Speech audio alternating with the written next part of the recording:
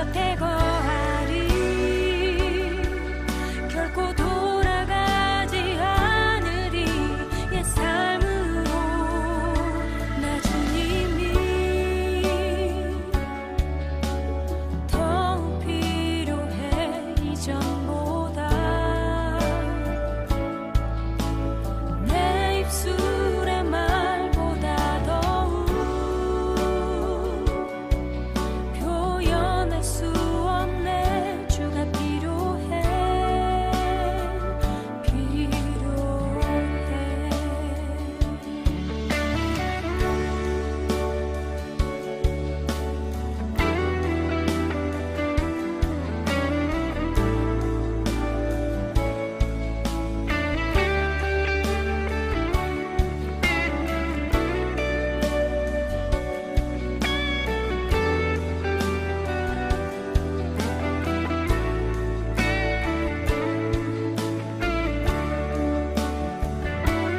나의 호흡보다 나의 노래보다 나의 생명보다 주가 필요해. 세월이 흘러도 주 곁에 거하리. 결코 돌아가지 않으리. 옛 삶으로 나 주님이 더욱 필요해 이전보다. 내 입술의 말보다 더욱 표현할 수 없네. 주가 필요해.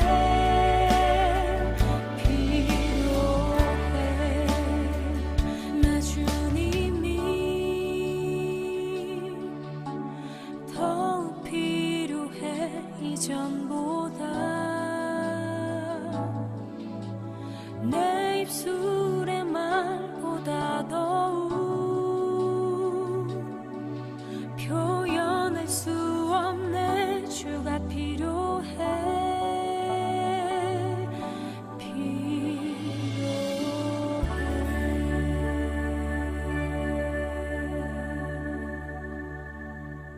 할렐루야. 사랑하는 성도 여러분, 찬양이 너무 좋죠.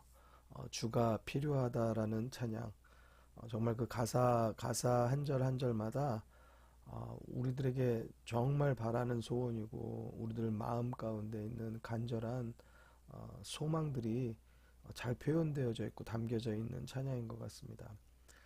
제가 교회에서 일을 마치고 집으로 돌아가면서 어쩌다가 아이들하고 이제 통화할 때가 있어요. 아이들이 아빠 언제 들어오냐고. 이제 그렇게 전화가 오면은 아빠로서 이렇게 좋은 거죠. 아빠를 찾아준다는 거. 그래서 이제 좋은 마음에 아빠 아이스크림 사갖고 갈까? 뭐 빵을 사갖고 갈까? 그렇게 얘기를 합니다. 그럼 저희 아이들이 빨리 오라고, 아이스크림 안 사도 된다고, 빵 안 사도 되니까 아빠가 빨리 오라고. 이제 그렇게 이야기하면은 그러면은 마음이 너무 좋은 거예요. 아빠가 필요하다. 아빠가 빨리 왔으면 좋겠다. 다른 것도 다 필요 없다. 아이들이 아이스크림을 좋아하고 빵을 더 좋아할 수도 있을 텐데 그래도 아빠를 기다리는 그 마음이 너무 좋은 거죠. 뭐 그때는 뭐 사실 뭐 그 무엇도 아깝지 않게 뭐든지 다 줄 수 있을 것 같은 그런 마음이 아마 아버지의 마음이 다 동일하지 않을까 생각합니다. 사랑하는 성도 여러분, 우리들이 주님, 내가 주님이 필요합니다. 언제나 주님과 동행하길 바라고 주님과 함께 있길 원합니다. 내가 주님 필요합니다. 그렇게 우리들이 고백하는 것, 이 말을 하나님이 들으신다면 우리들에게 무엇이 아까우시겠습니까? 우리가 전심과 진심을 다하여서 하나님을 찾는 것, 그것이 너무나 중요한 일인 줄로 믿습니다. 가정에서 또 일터에서 또 우리 자녀들을 교육하는 모든 일에서 정말 지혜 없이는 정말 어렵고 힘들다라는 그 한계를 늘 느낍니다. 오늘 이 시간에도 하나님께서 주시는 지혜가 여러분들의 삶 가운데, 입술 가운데 연결되게 되기를 주의 이름으로 축원합니다. 잠언 7장의 말씀 우리 이 시간에 같이 한번 보겠습니다. 내 아들아 내 말을 지키며 내 명령을 네게 간직하라. 내 명령을 지켜서 살며 내 법을 내 눈동자처럼 지키라. 여기 보니까 계속적으로 나왔던 반복했던 문장들이죠. 아들아 내 말을 지켜라. 명령을 간직해라. 또 명령을 지켜서 사는데 내 법을 어느 정도로 지키냐면 눈동자처럼 지키라는 거죠. 여러분, 눈동자처럼 지키는 것은 어떤 것일까요? 실제적으로 여러분들이 뭐 갑자기 돌풍이 불든지 할 때 먼지 바람이 이렇게 불 때 눈에 어떠한 먼지나 그런 것들이 들어가기도 하지만 어떤 때 많은 부분들을 눈이 내가 인식하기도 전에 막아버리는, 방어하는 것을 아마 느끼신 적 많으실 거예요. 제가 청년 때 안양까지, 여기서는 사실 굉장히 멀죠. 학교를 다닌 적이 있어요. 근데 학교를 다니다 보니까 뭐 일반 교통도 너무 불편하고 시간이 뭐 너무 많이 걸리고, 그래서 나중에 어떤 생각을 했냐면 이제 오토바이를 타고 거기를 다녔어요. 이렇게 빠르게 가다 보면은 이 바람이 얼마나 세고 이 공기 중에 날아다니는 것들이 얼마나 많은지요. 돌가루들, 막 뭐 먼지가루, 잡동사니들이 얼마나 많이 날아오는지 몰라요. 눈동자로도 날아오는데 눈동자를 제가 알게 모르게 수도 없이 깜빡거리면서 그 모든 것들을 이렇게 본능적으로 방어하는 거예요. 그러니까 한마디로 무엇이 날아오는지 보거나 인지하지 못했거든요. 근데 분명히 내 눈꺼풀은 내 눈을 방어하고 막아내고 있는 거죠. 지금 이 잠언의 말씀이 아버지의 법을 내 눈동자처럼 지켜라. 이것은 본능적으로 하나님의 말씀을 적극적으로, 본능적으로 내가 어떤 때는 인식하지 못한 것 같은데, 인지하지 못한 것 같은데도 이미 막아내고 있는 그러한 모습들을 갖추고 있으라라는 거예요. 사랑하는 성도 여러분, 말씀 가운데 거하면 이러한 본능적으로 지켜지는 하나님의 은혜, 그 지혜가 있게 되는 것을 믿으시기 바랍니다. 3절입니다. 이것을 내 손가락에 매며 이것을 내 마음판에 새기라. 여러분들 이렇게 우리 초등학교 때, 국민학교 때 나무판에 이렇게 판화 해보신 적 있을 거예요. 도화지에 그림은 찢어지기도 하고, 또는 뭐 물감으로 뭐 물을 많이 섞으면 종이가 헤어지기도 하지만 나무판에, 돌판에 새기면 그거는 잘 지워지지 않죠. 사실은 뭐 거의 뭐 초등학교 한 것이 고등학교, 대학교 때도 간직만 하고 있다라고 하면은 그대로 새겨진 채 있는 것을 보게 됩니다. 그렇게 잘 지워지지 않는 그 나무나 돌판도 불에 그을리고 또 녹이면 형체도 없이 사라질 것이에요. 지금 오늘 성경은 마음판에 새기라는 겁니다. 마음판에 새기면 불로도 못 없애고 물로도 없애지 못하고, 뭐 잊어버릴래 잊어버려지지도 않는 것이 바로 이 마음판이라는 것을 우리에게 말해주는 거죠. 근데 한 가지 우리가 기억해야 될 것이 있어요. 그 마음판에 새겨지면 불로도 물로도 없애지 못하고 잃어버릴 것도 아닌데, 내가 그 마음판을 모르는 척 해버리면, 그런 게 나는 없었던 것처럼 그렇게 우리 마음 가운데 돌아서 버리면요, 그 새김판은 자취도 없이 사라진다는 사실이에요. 그래서 마음판이 절대 변하지 않는 판이 되기도 하지만, 그래서 성경 우리들에게 마음판의 색이라고 말한 것이지만, 우리가 한 가지 주의해야 될 것은 마음이 변하면 그 새김은 흔적도 없이 순식간에 사라진다는 사실이죠. 그래서 우리의 마음이 변질되지 않게 늘 주의해야 합니다. 그것 또한 하나님의 말씀으로 지켜지는 것이죠. 하나님을 향한 믿음, 또 하나님의 말씀을 바탕으로 하는 우리의 삶에 지켜야 할 분명한 원칙들, 이것들을 올바르게 세워서 여러분들의 마음판이 늘 올바른 하나님의 말씀으로 새겨져 있는, 그리고 그것을 따라가고 그것을 지켜내는 그러한 여러분들의 삶이 되기를 주의 이름으로 축원합니다. 4절 말씀, 지혜에게 너는 내 누이라 하며 명철에게 너는 내 친족이라 하라. 누이다, 친족이다, 이런 말은 곧 한마디로 혈육이라는 말이거든요. 형제 사이가 티격태격하고 나쁜 것 같아도 형이 볼 때 동생이 어디서 맞고 들어오든지 공격을 당한다든지 하면 피가 거꾸로 솟는 것이 형제입니다. 그래서 물보다 피가 진하다는 표현을 하기도 하잖아요. 친구도 또 이웃도 뭐 때로는 뭐 굉장히 친해도 어려움을 당할 때 모른 척 하기도 해요. 근데 혈육은 그렇게 되지 않는 거죠. 그만큼 이 혈육이라는 것은 뗄래야 뗄 수 없는 끈을 가지고 있는 것이 바로 누이란 말이고 친족이란 말이에요. 다시 말씀드리면 성경은 지혜에 대해서 또 명철에 대해서 뗄래야 뗄 수 없는 관계를 너가 분명히 하라라는 말씀이죠. 그 중요성, 그 사모하는 마음을 분명히 하라라고 우리에게 말씀하고 계시는 거예요. 그만큼 이 지혜와 명철은 중요하다라고 말씀합니다. 그리고 또 이것을 그렇게 지켜내야 되고 그렇게 떼지 않고 간직해야 되는 이유에 대해서 그 다음 구절이 풀어내기 시작합니다. 5절 말씀입니다. 그리하면 이것이 너를 지켜서 음녀에게 말로 호리는 이방 계집에게 빠지지 않게 하리라. 무엇이 중요합니까? 너를 지킨다는 거예요. 이 말씀을 가지고 있는 사람은, 이 지혜를 가지고 있는 사람은, 이 명철을 가지고 있는 사람은 지켜진다는 거예요. 보호함을 받는다는 거예요. 어디에서요? 갖은 유혹에서, 음녀든 또는 말로 호리는 이방 계집이든 어떠한 일들 가운데도 빠지지 않는다는 거죠. 지난 말씀에도 이와 유사한 말씀이 동일하게 나온 적이 있습니다. 자, 특별히 6절에서부터 보면은요, 이 말하는 화자가 곧 자신이 본 어떠한 광경에 대해서 설명하기 시작합니다. 6절입니다. 내가 내 집 들창으로 살창으로 내어보다가 어리석은 자 중에 소년 중에 한 지혜 없는 자를 보았노라. 그가 거리를 지나 음녀의 골목 모퉁이로 가까이 하여 그 집으로 들어가는데, 여러분들 이 광경이 눈에 이렇게 그려지십니까? 자, 들창에서 한번 내려다보고 있는데 한 사람이 지나가는 걸 봤어요.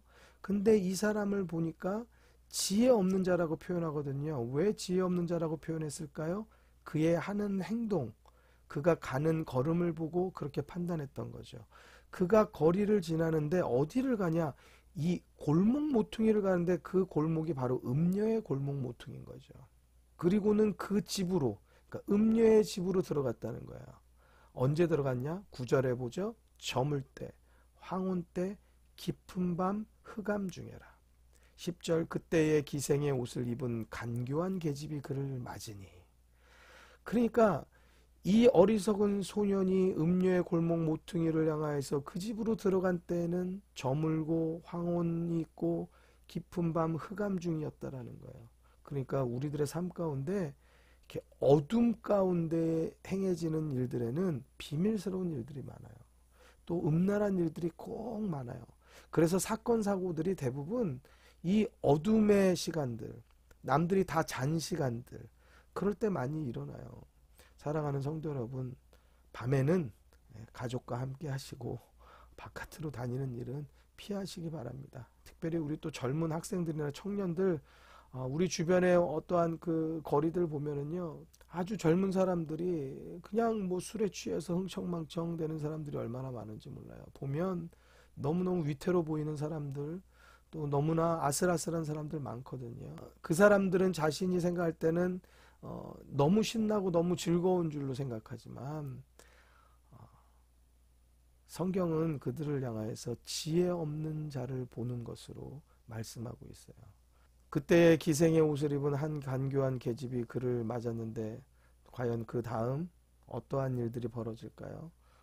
그것은 내일 11절부터 설명하고 있습니다. 사랑하는 성도 여러분, 음녀, 말로 호리는 이방 계집에게서 빠지지 않도록 하나님의 말씀이 지킨다라고 말씀하고 있어요. 참 안타까운 것은 요즘 세상은 드라마나 영화나 별별 모든 기사와 문화로서 이 음료의 유혹을 부추기고 또 기다리게 만들고 기대하게 만들고 부럽게 만들고 아름답게 미화합니다. 유혹을 피하는 삶을 가리키는 게 아니고 유혹을 기대하는 기대감을 부여하거나 돈이 있으면 유혹을 돈으로라도 사도록 유도하는 그러한 모습들이 너무나 많다는 사실이에요. 여러분, 세상의 가르침은 이렇게 유혹과 어떻게 하면 친하게 지낼 것인가, 이것을 은근히 우리들에게 가르칩니다. 성경은요, 우리들에게 유혹을 피하는 지혜를, 유혹을 뿌리치는 지혜를 가르친다고요. 요셉이 보디발 장군의 아내가 유혹하였지만 그것을 뿌리쳤습니다. 지혜 있는 사람은 유혹과 친밀한 것이 아니라 유혹을 뿌리치는 사람이에요. 어리석은 사람은 유혹과 친밀해요. 지혜로운 사람은 하나님의 말씀과 친밀한 거예요. 어리석은 사람은 유혹과 함께해요. 지혜로운 사람은 하나님과 함께해요.